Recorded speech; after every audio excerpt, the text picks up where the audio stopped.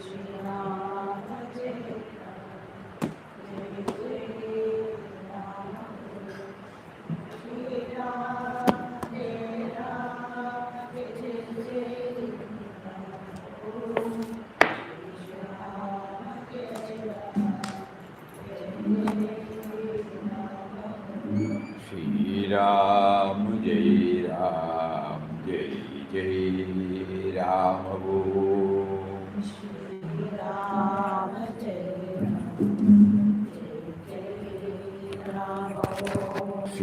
Rama Jai Jai Jai Rama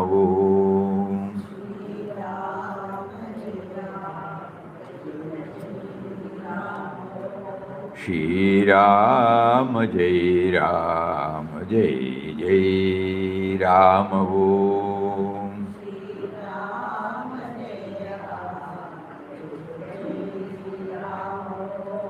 Shri Rama Jai Shri Ram Jai Ram Jai Jai Ram Om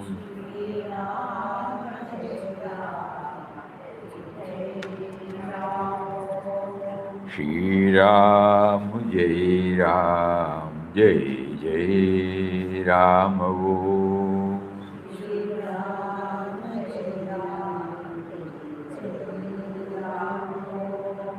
Shri Ram Jai Ram Jai Jai Ram Om Shri Ram Jai Ram Jai Jai Ram Om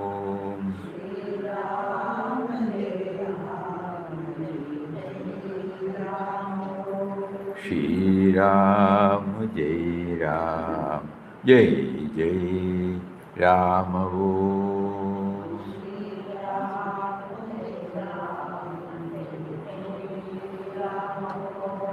Shri Ram Jai Ram Jai Jai Ram Om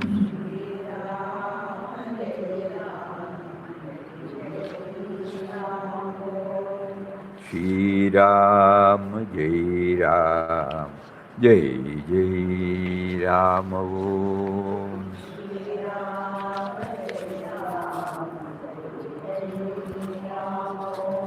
Shri Ram Jai Ram Jai Jai Ram Om Shri Ram Jai Ram Jai Jai Ram Om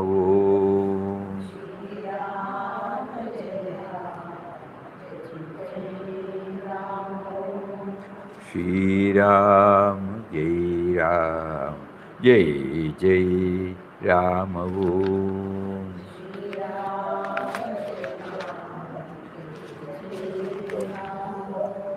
Shri Ram Jai Ram Jai Jai Ram Om Shri Ram Jai Ram Jai Jai Ram Om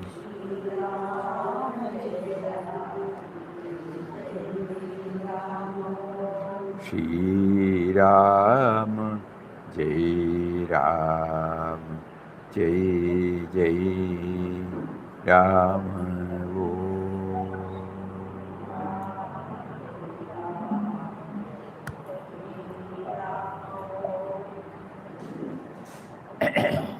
Om Shri Ram Jai Ram Jai Jai Ram. Hari Om to everybody. Pranam. Somebody wanted us to share something on 17th sloka of the 4th chapter. Karmano hyapi bodhavyam cha vikarmanaha akarmanascha bodhavyam gahana karmano gatihi. A thought-provoking sloka.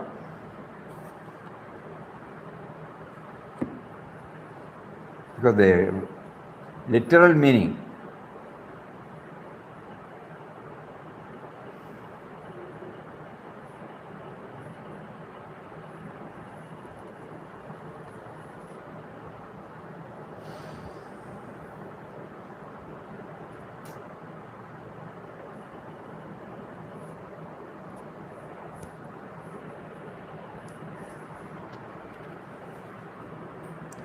one should learn of action.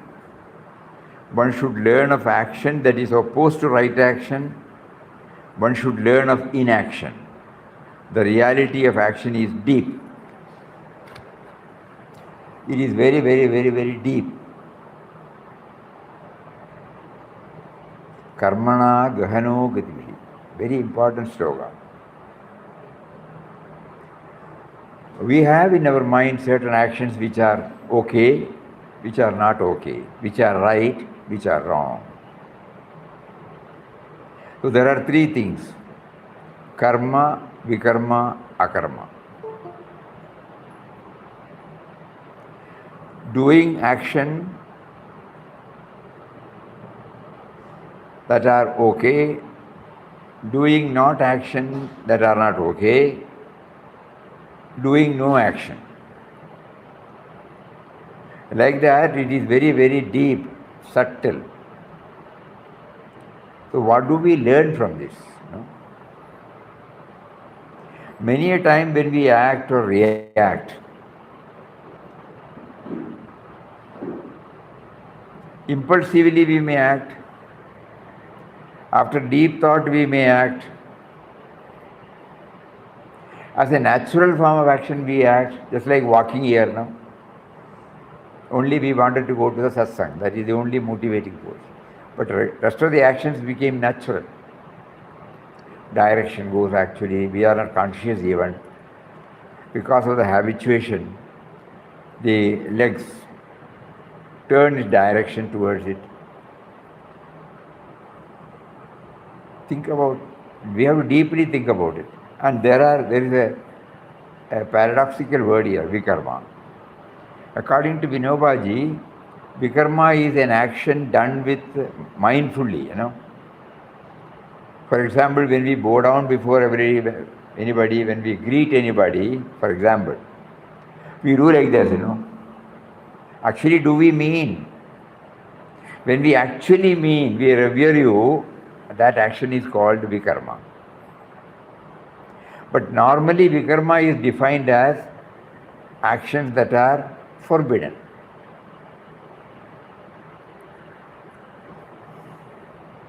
Anyhow, here the indication is we should know which is action, karma, vikarma and akarma. So each one has to do some thinking. Initially we have been told certain actions are good, certain actions are not good. This you should not do, this you should do. When we were children, when we went to the school, when we mingle with our friends, elders, when we read some books, we conceive, we develop some concepts. These are rightful, these are wrongful, these are to be avoided, these are to be pursued. So we don't think, we can say in clear-cut terms, which are permissible. One thing we can say, that which is harmful to anybody, in any form,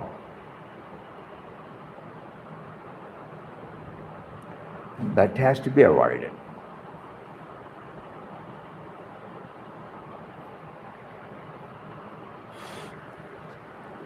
Let us see what Swami Rama says. Even great leaders and heroes sometimes become bewildered in deciding between right action, action that is opposed to right action, and non-action, karma, vikarma and akarma. When faced with a decision, how is one to determine which is the best response? Perhaps the action one chooses will have an effect opposite of what is anticipated and will create conflict, disharmony or grief. In that case, is it better not to act at all? Such questions occur to every person many times each day. Although the process of considering these choices is so subtle that one may not be aware of it. If one does not know what the right action is, his mind starts pondering over the possible negative consequences of the actions he is considering. That can result in uncertainty, confusion, loss of willpower, indecisiveness, delay in deciding, And the fear of making decisions, these are unhealthy and painful. In such cases, it is buddhi that needs training. If one is prone to be hesitant and uncertain in deciding how to act, the decisive factor of one's internal organization called buddhi should be sharpened so that it can promptly and unhesitatingly advise the mind and enable one to make a timely decision. Right action, of course, is always best. Action performed in a state of tranquility and non-attachment is always right action. Think about these words. How do we define whether it is right or wrong?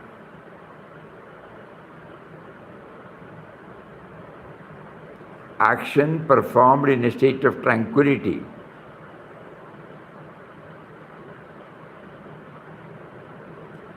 Equanimity in mind. We don't have attachment, we don't have aversions.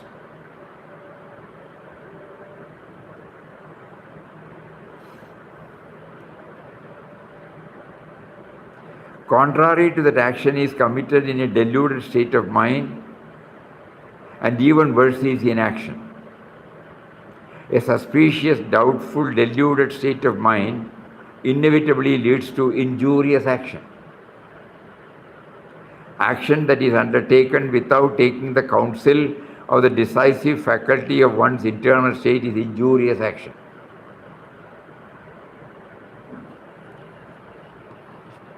A clear-cut idea nobody will give. So the best way will be either the mind should become so active and it should give us the guidance, or we bring in the God dimension. Simple. Oh Lord, I don't know what right action or what wrong action is. Kindly guide me.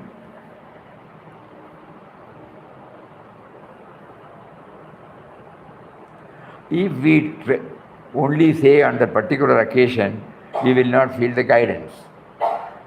But if we start bringing this God dimension in as many times as possible in one's daily life,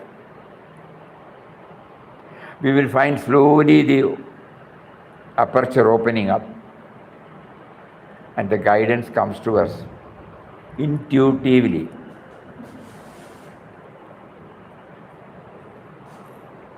Of course, it is for advanced stage, agreed. But still, as bhaktas, we can try,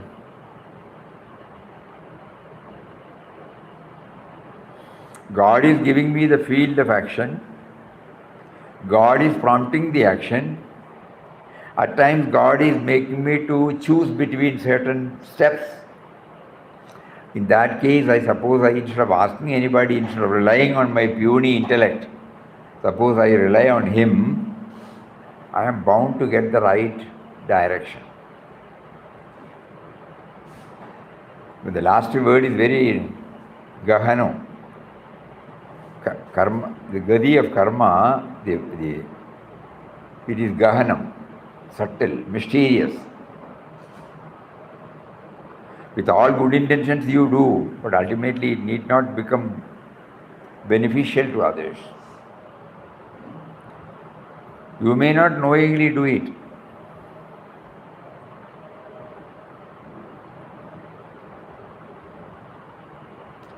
And many a time, don't you think that we compromise, we become flexible?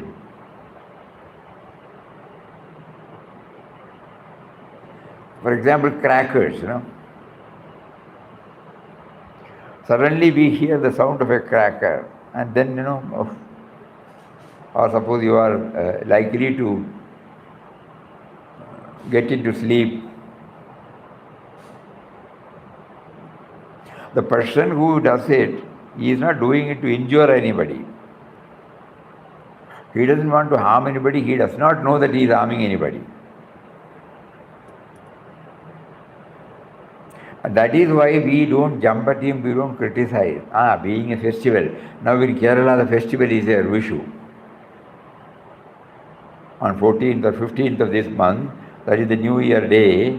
So naturally the children, they like some fun and crackers. So we don't make a big issue there. We watch ourselves. Wherever we make an issue, what happens? We are slightly raising ourselves to a little more higher level. Even if it is apparently injurious to us, we may not make a big fuss over it. Ultimately, each one of us has to take a decision about this action, right action, forbidden action, and no action. The Lord is placing before us. That is why He added that word, Gahana Karmano Gatihi.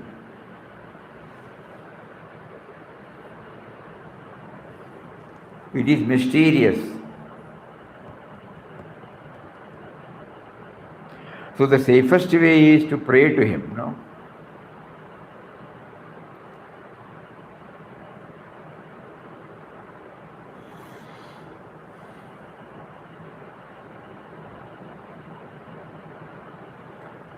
I think Papa had in one of his stories, stories has told by Ramdas. He makes a mention about this story. A great bhakta. Somebody, they stole something from some robbery has taken place from one house. And suddenly they saw somebody is following or police is catching. Immediately they saw this bhakta put this Tukaram or we don't know. The articles and told him to follow. He did not know anything. Always he is in God thought only. The police caught hold of him and took him to the magistrate or judge. So he was asked, why are you carrying these stolen materials? Why did you do that? So he was telling like a child, God made me to walk. God made two people to come along with this bundle. God made them to put it on my head. Afterwards they ran away. Then God made the police to come. God made the police to take me here, and now God is making this question before in the form of you. So he was explaining in terms of only God reference, nothing else. The magistrate was bewildered. Kabir. And finally he was let off.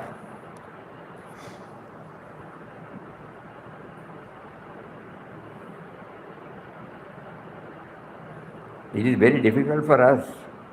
Unless we train our mind to rely on Him for anything and everything, that will not happen. So he is unperturbed. At every moment, God guides him. He is not bothered about any result. Very difficult for all of us because we have only trained to take decision in terms of me and mine. That is why we find it difficult to accept that. Right from the day we started feeling we are an individual, we have been taking decisions. And we feel we are taking decisions, we are following decisions.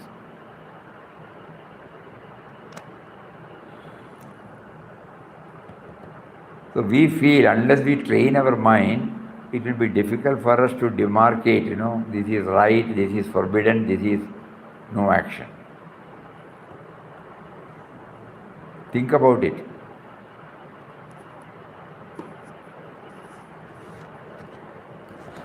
That's a question placed before us.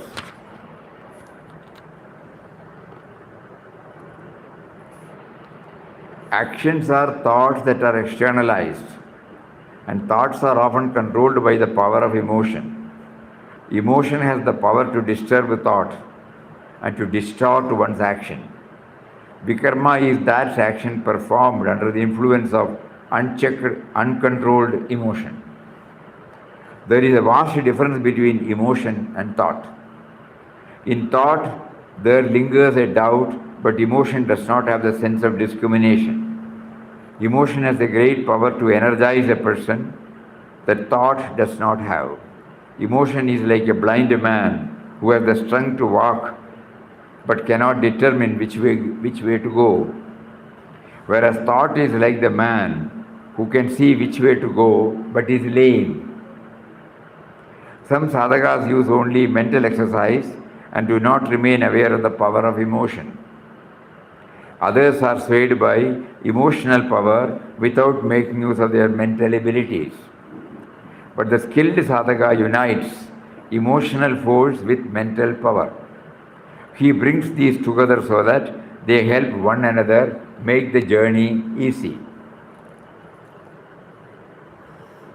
They have emotion, at the same time also the going in depth. Before the thought comes out and propels action, it undergoes this refinery.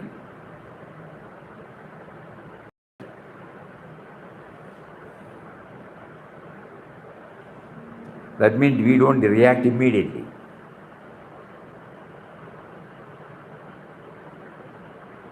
But we have seen many people who have got a broad-mindedness, who are not petty-minded, they will immediately say.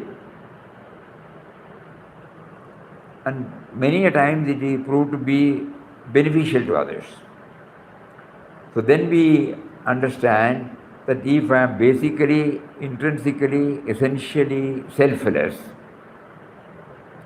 my thoughts will never be such which are forbidden. So it is the nature of the mind, the gunas of the mind. If I am swayed by me and mine, my likes and dislikes will definitely color the reaction. So we can say ultimately this sloka makes us to think that if we raise ourselves from the me and mine level, those actions are the right actions. Any action coming from the me and mine level, those are called with selfish motive. Motive is important. Sorry. If it is done with selfish motive, they are forbidden action. If we become indifferent to both, it becomes inaction. We have to act. So right action, forbidden action, no action.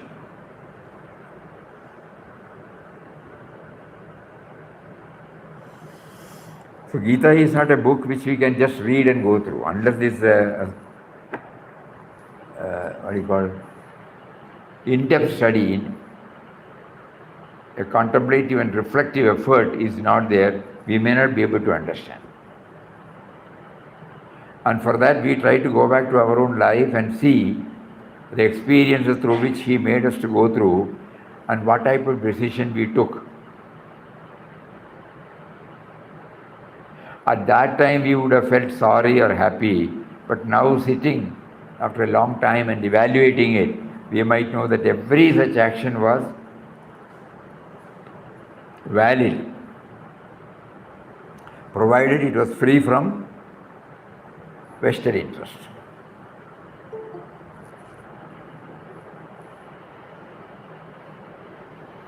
Anything else anybody would like to say?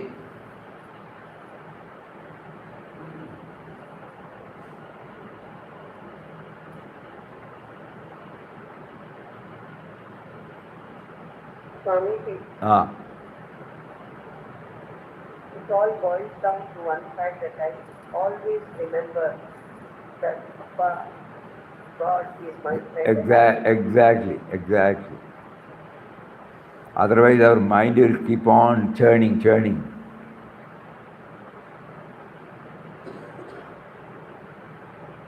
Next sloka also important. Next sloka is also important. It goes along with it. Karmanya karmaya pashyed akarmani cha karmaya sa buddhiman manishyeshu sa yukta Krishna karma. One who sees karma in akarma.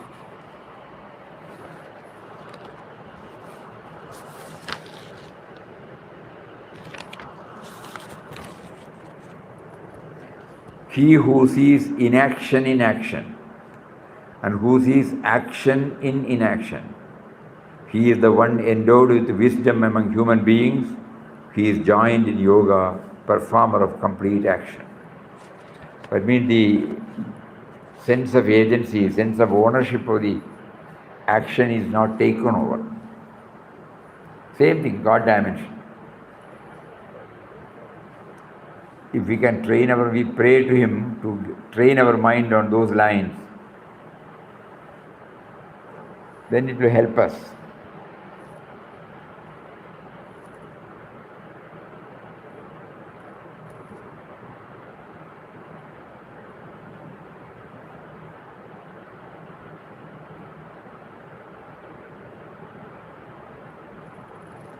Yesterday we were reading from Vinobaji's one line. Now let us go a little more deeper. Chapter number 1, Arjuna Vishada Yoga. When a restless devotee who is reeling under commitments, responsibilities and challenges prays for peace of mind from the bottom of the heart, this prayer will be answered. Arjuna did not run away from the field. Instead, staying in the middle of it, he was seeking the solution. When he saw many his dear and dear ones in the battlefront, he was completely shaken by attachment. But the Lord reminded him of his Swadharma. Only by adhering to Swadharma, one's expansion is possible. Even if somebody's dharma is considered as more appealing, one should not follow it. For instance, fish cannot live in milk, although milk may be considered superior to water.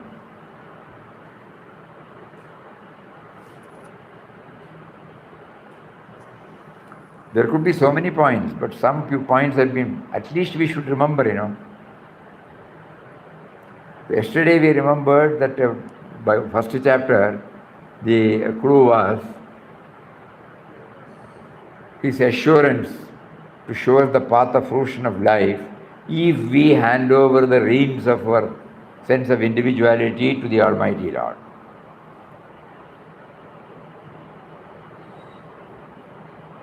He did not run away. He asked only the person concerned. He has entrusted this to Lord Krishna. Senayor upayor madhye stapitam. Take me and place me there. And then he looks. Then he gets depressed. So he said, my mind is confused. So then he relied on Sri Krishna. That reliance is complete. That is how we saw it yesterday. Today, one more aspect. That when such a circumstance comes, instead of blaming the situation, instead of blaming the person, instead of blaming the objects, we pray to Him for right guidance. Second chapter.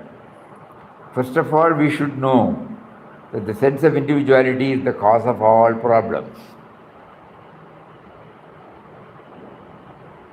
When we came to this world, we did not develop any attachment. After coming to the world, we started attaching ourselves to the mother, father, slowly to brothers, relations, friends. So we have established a relationship.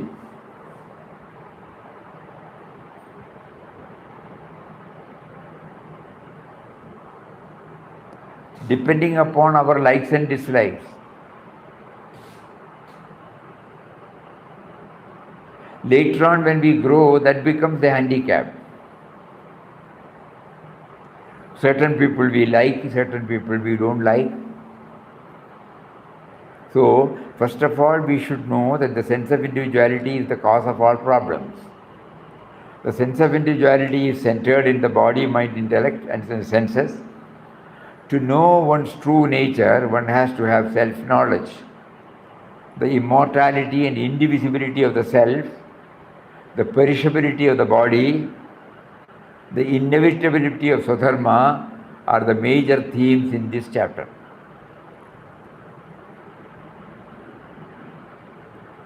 Immortality and indivisibility of the self,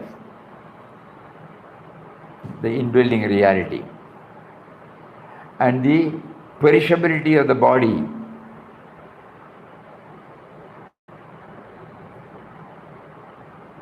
inevitability of my Swadharma.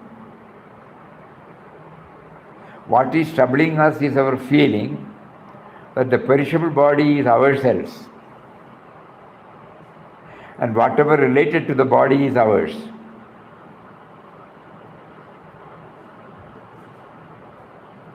Although body is full of dirt, the indwelling spirit within the body remains unaffected by this dirt. Self-knowledge enables us to discriminate between the body and the indwelling spirit. One who attains this state is called a man of steady wisdom. To reach this state, wherever we find our sadhana is insufficient, we should bring in the bhakti element. To ensure that we are free from the grips of cravings and temptations, we should have constant remembrance of God along with performance of all austerities. This is essential to reach the state of steady wisdom. So these are all the points in the second. The Gita emphasizes one should not crave for the fruits of one's action. Whatever is done should have the stamp of perfection and nobility. 1, 2, 3, 4.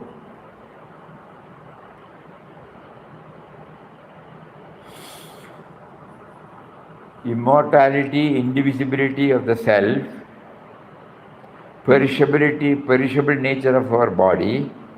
Because whatever said and done, everything is centered on this body. Theoretically, we know it is perishable. But have we become conscious of that perishability? That is the test for us. Everything is centered on this body.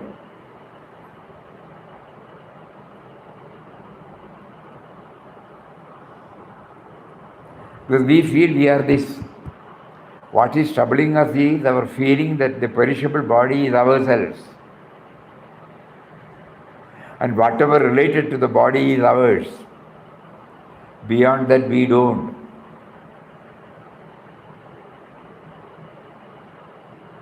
Swami, knowing and being conscious, we know that the body is perishable. But are we not conscious of it? Are we conscious of it? Each one has to answer. Knowledge is different, We mean by word knowledge, intellectual knowledge. All of us know body is perishable. But if you ask sincerely a question to yourself, you think you are the body, so it means not perishable. That is why our attachments remain as such. Our aversions, our biased attitude, everything remains with us, We know, but we don't know. Intellectually we know, but we don't know. We still feel the body is ours. Papa used to say that when we read, we cannot understand. We are not the body, we have a body. These are his words. We are not the body, but we have a body. So the knower of the body is different from the body own. That is why he says, Vasamsi jirnani yata vihaya. So this is something on which we have to keep on thinking and keep on contemplating, keep on witnessing. That is why in that talk,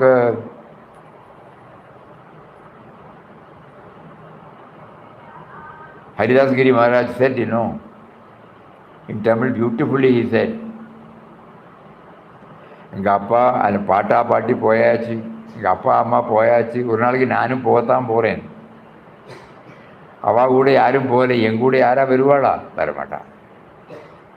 He says, my grandfather and they have left, my father and mother, they have left.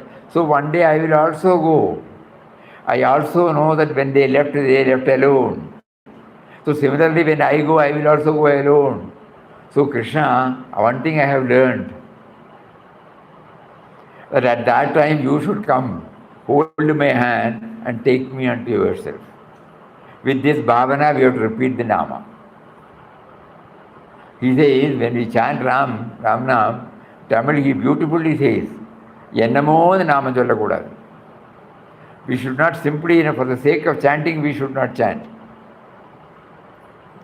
While chanting, this should also be there in our heart. You gave me a body, you gave me mind and intellect, you facilitated me to know about you, and to remember you, you wanted me to chant your name. Everything is okay, but I also know that one day you will make me to drop this body. Why? Because my great-grandfather and granny, my grandparents, and in my parents, they have all left. And when they go, they went alone only. Nobody went with them. So one day I will also go. And nobody will accompany. So what is the use of putting a prefix and suffix on, or putting a label on people? I like, I don't like. I want, I don't want. Why you put the label? Nobody is going to accompany me. But at that time, Krishna, you should come and hold my hand and take me unto yourself. With that bhavana, we should pray. That's what Jesus. We should chant his name. So second chapter is very, very important because it goes to the very root.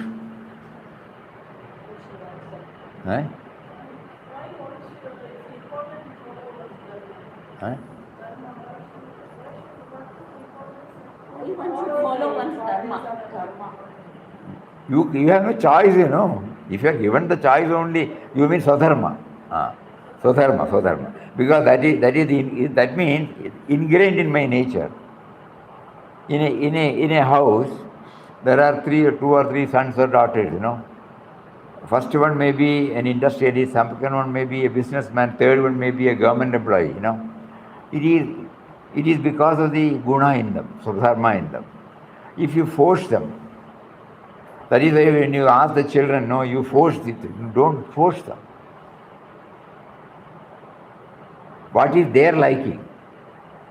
They have come along, when they are given this body, they come along with their own preferences and priorities. You should go along with that. You can suggest.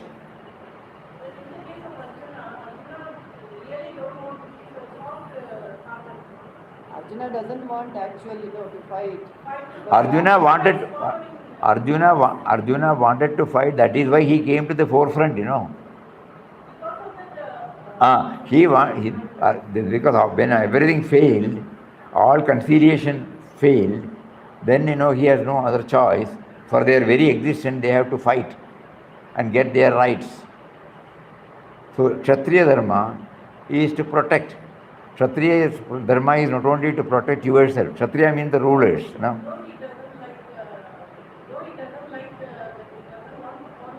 No, that was only because of the delusion. It was not that his decision. Suddenly, because of his attachment towards the others people, it's a short-lived attachment. So God made him to know all these things have been prescripted. You are only a nimittam. Even if you don't want to fight, you will fight. That is your nature. Your nature is to fight. So God only opened up and made him aware of what exactly his nature, Swabhava. So in order to reach that, he gives us, for us, we are not in Kurukshetra, we are in our own field. So we are trying to understand what is the second chapter gives us. So we choose not somebody's path, a path which is, where is that board? No, be the light unto yourself. As you enter, where was there? Choose your own. Papa keeps on telling that. Be the light unto yourself, and in your own way bring out the magnificence in you. Be original. Be original. So coming back again, what is troubling is our feeling that the perishable body is ours. Whatever said and done, how many times you have heard, still the moment we go back, our identification of the body is always there. So we have to keep on contemplating. The husk and the paddy is one, but when it ripens and when it is dried, the husk gets separated from the rice internally, and with a huller you separate. So similarly, with my identification of the body is so intimate, but when I keep on thinking about it, when it becomes matured enough, it gets separated. And then the final liberation comes, it authenticates. Think about it. Remember these words of Papa. We have a body, we are not the body. Though we hear, we still feel we are the body. So here is what is troubling us is our feeling that the perishable body is ourselves, and whatever related to the body is ours. Although body is full of dirt, the indwelling spirit within the body remains unaffected by the dirt. Unsullied. In the space, in this room, it does not bother whether we put photos, without photos, we put posters, whether we cry here, whether we laugh. The space provides the ambience for us to do whatever we like. It does. Tomorrow, if we take all these things, it will not cry. But it provides. Similarly, Atman provides everything. It does not get affected by anything, any of the gunas, any of the tendencies, any of the actions. That is, although body is full of dirt, the indwelling spirit within the body remains unaffected. Self-knowledge enables us to discriminate between the body and its indwelling spirit.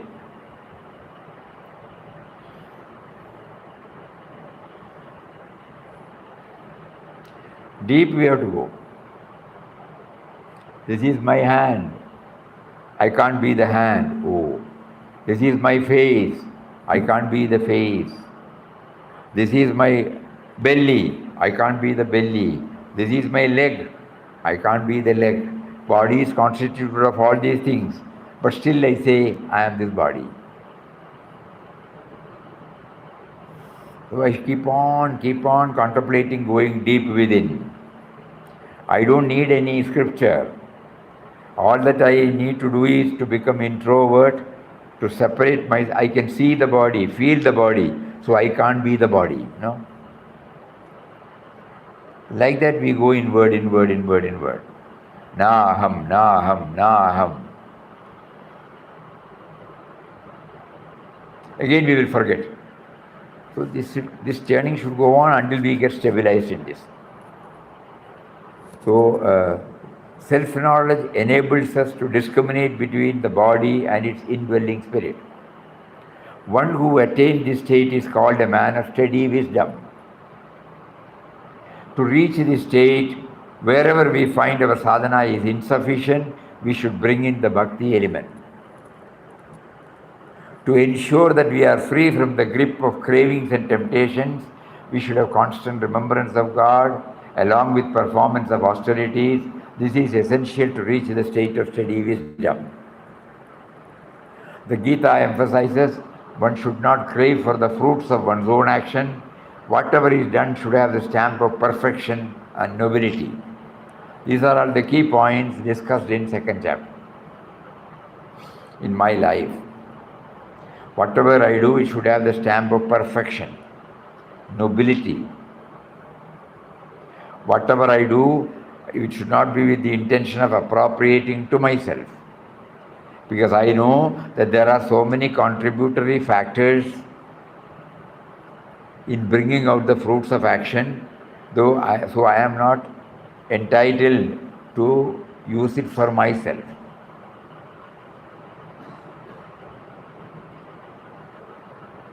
And in 18 shlokas, he brings out the definition of a man of steady wisdom. Equanimity, that is trust. Samatvam yogamuchyate. The moment we think about second chapter, one or two words like this should come in our mind, that's all.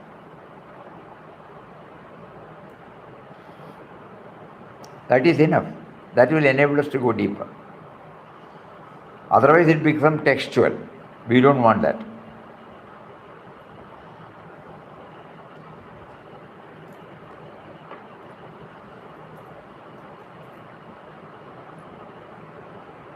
Karmanyevadhikaraste, for example. Samatvam yogam uchyate, yoga karmasu kaushalam, vasamsi jirnani. Like that, one or two words. Then, Abhuryamana Madala Pradishtam, something like that, If we can, out of the 72 slokas, if 5 or 6 or 7 slokas come up in our mind, that will lead us to the light. When we deal with men and matters, it will help us a lot.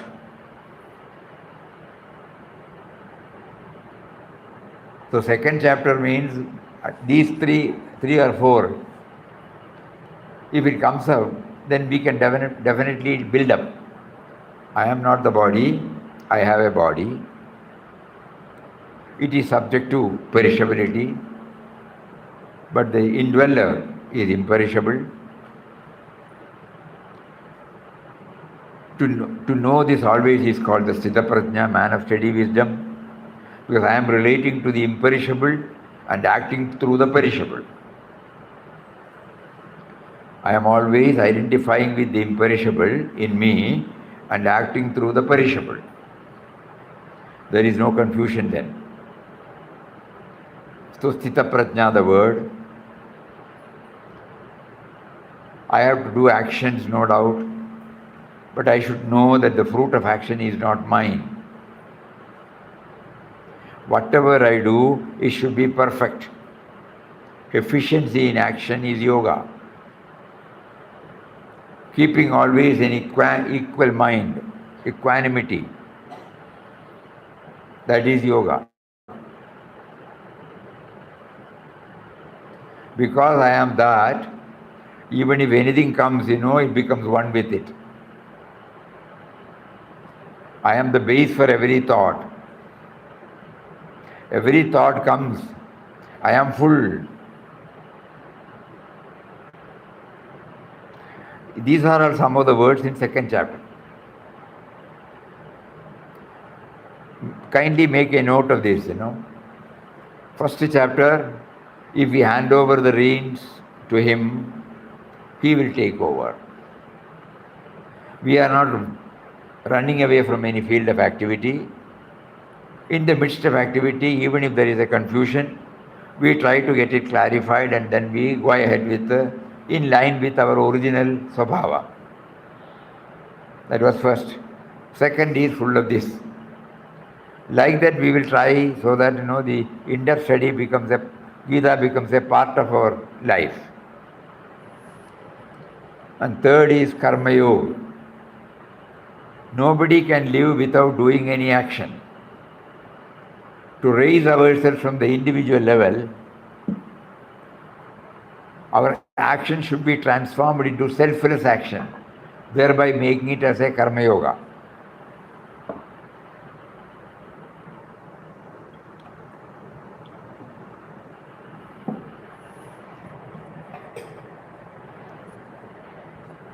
All of us have to act, right from the moment we get up. Any act. Keeping the pillow on its side, removing the foldings in the bed sheet, keeping the bed sheet in the proper order, taking the brush and applying the paste on it, moving towards the wash basin, opening the tap and brushing the teeth, everywhere. If we try to remember this, it will slowly percolate in our action. So karma to be transformed into karma yoga. You gave me a body, it has to be cleansed. It has to be kept clean. That is why you are brushing the teeth, you are taking the bath. Whenever you take food, you wash your mouth. Whenever you feel like going to the toilet, you are cleaning the bowels. Whenever you feel like passing urine, you are clearing out. Like that, We may fail, we may forget. You have given me a body, it has to be kept up as long as you want it to be done for your service. I make it clean. So even the minutest action becomes a karma yoga. We find the uniqueness in Bhagavad Gita is that it touches the very tiniest. So here he says, nobody can live without any action. To raise ourselves from the individual level, our action should be transformed into selfless action, thereby making it as a karma yoga. Every action and interaction of ours should be for the betterment of society. One's field of activity should be treated as the testing ground in one's spiritual journey.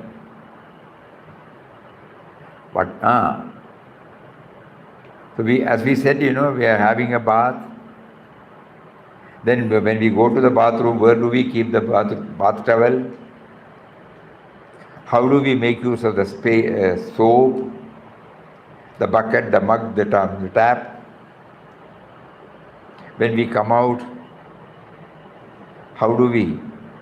why should we be dressed? Why do we make it presentable? So far it was all self-centered. Now you are doing it, no. You gave me a body, it has to be kept clean. It is to serve your co-creation that you gave me the body. Previously we were thinking that my body, I have to earn, everything is there. Now you say you make me to earn, so that you make me to take care of, look after your co-creations. Maybe in the form of family members or dependents or your friends.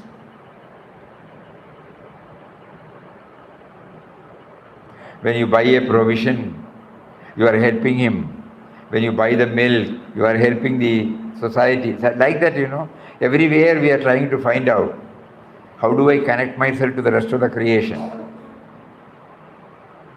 When I work in the office, it is for the betterment of the company, to the customer.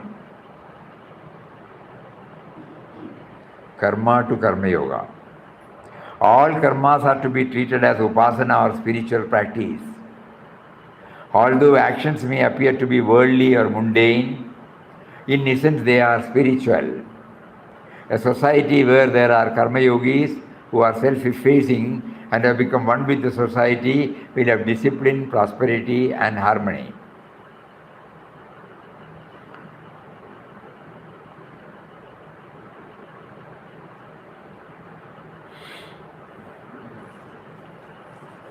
So, third chapter,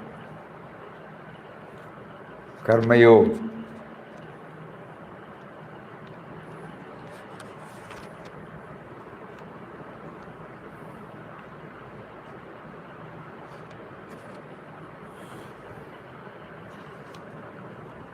Even if you forget the whole thing, there is a beautiful sloka, Parasparam Bhavayantam. Inter-mutual dependence, interconnectedness. I have been provided with so many things. Let me be instrumental in providing to others. This is the essence of third chapter. I have been provided with everything because I did not bring anything, nothing belongs to me.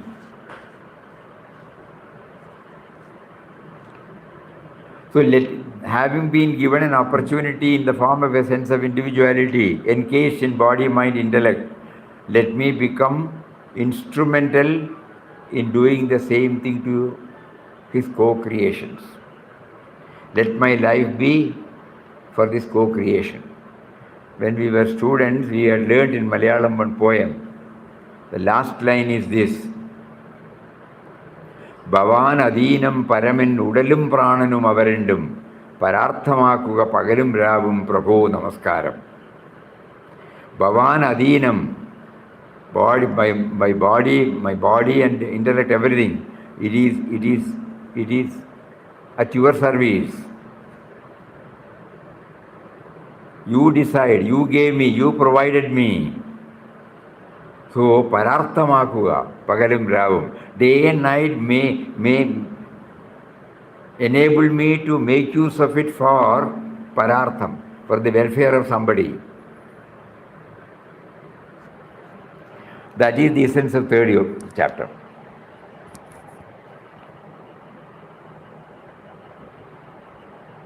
I have been provided with everything by you, and you gave me the sense of individuality platform with the body, mind, intellect, enabled me to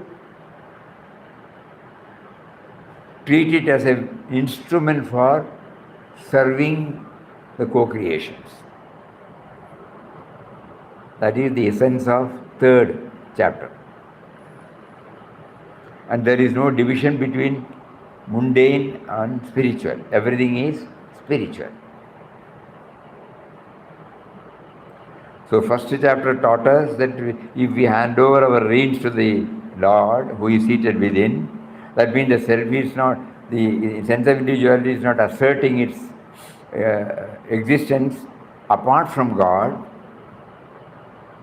It always exists, no doubt, but with the blessings, with the grace of the Lord. So once we connect up that to that, then everything is okay. That was the message from the first. Second was, we should know the perishability of the body, imperishable nature of the spirit, and we should be equal-minded in all. We should bring efficiency in actions. We should not appropriate all the fruits of action to ourselves. All these things are covered in second chapter. Third chapter, you provided me with all facilities. When I came to this world, I came with nothing. And today, whatever you make me feel that it is mine, it is all yours. So provide me, enable me to become an instrument for your service in serving your creation. We need not tom-tom. This should be in our mind. So we are trying to enter into Bhagavad Gita so that it doesn't become a textual knowledge, but it becomes it helps us in our journey towards Him. 1, 2, and 3. Again and again we try, and then we try it with our own experience.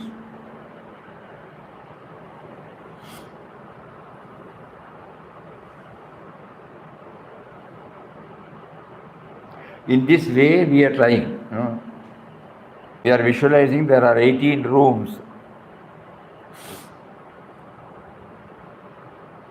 When we come out of each room, we pause for a moment and then go through the contents, and then how does it relate to me? I do some contemplation, and so that it becomes a part of mine. I'm without knowing this, God made me to go through so many experiences. Now I try to connect myself with those experiences, and then what I saw in the first room becomes a reality to me. Then I go to the second room, study whole thing, come out of it, the same process. Then the third.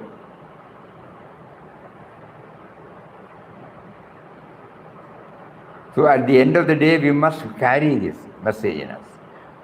In the sense, it will enable us to handle things harmoniously, beautifully, blissfully, peacefully. Initially, we may not be successful. Successful only to some extent because our old habits will come. Old way of handling will come. But again, we remember this, we remember this, we remember this. And the best way is connect up everything to Ram Nam.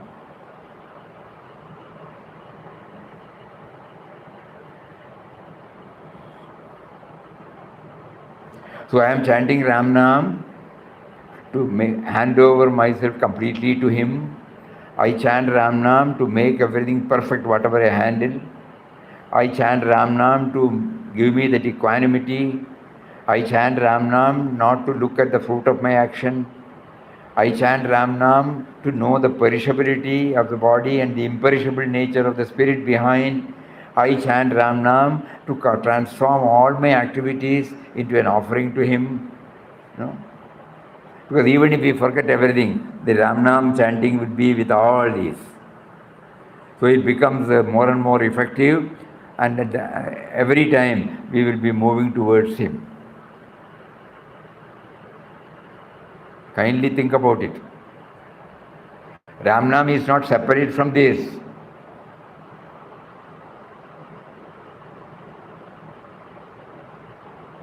That is why what we use for the initiation, Papa will clearly say that Ramdas does not want anything else, only your name.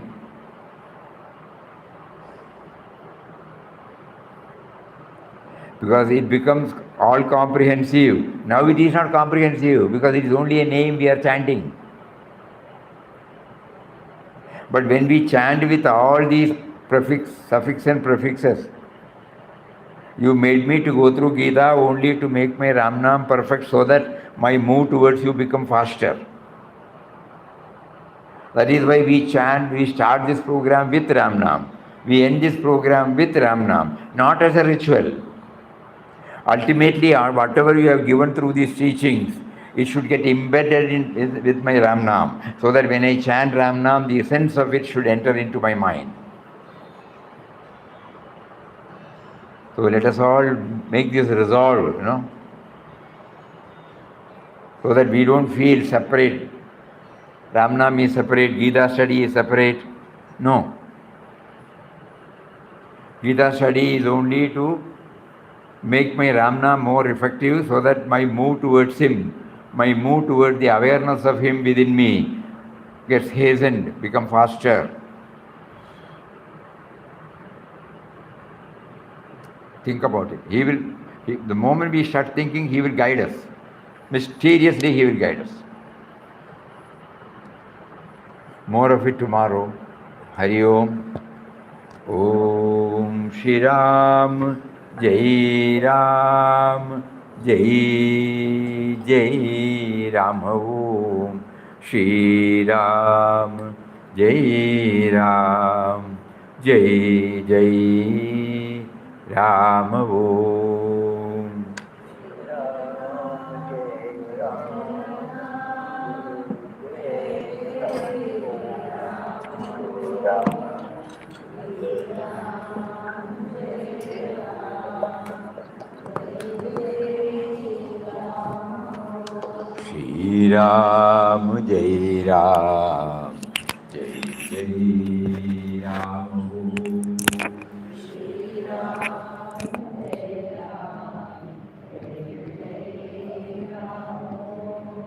Shri Ram, Jai Ram, Jai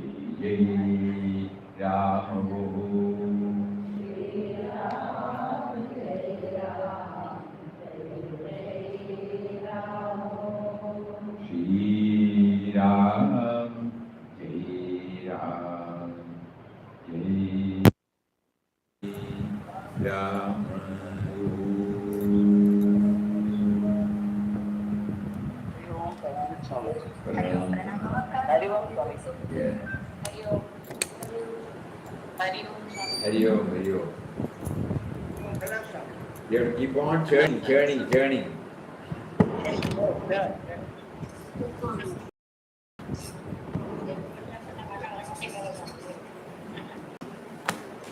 Your fault, your thing. Hari Om, Hari Om. Hari Om.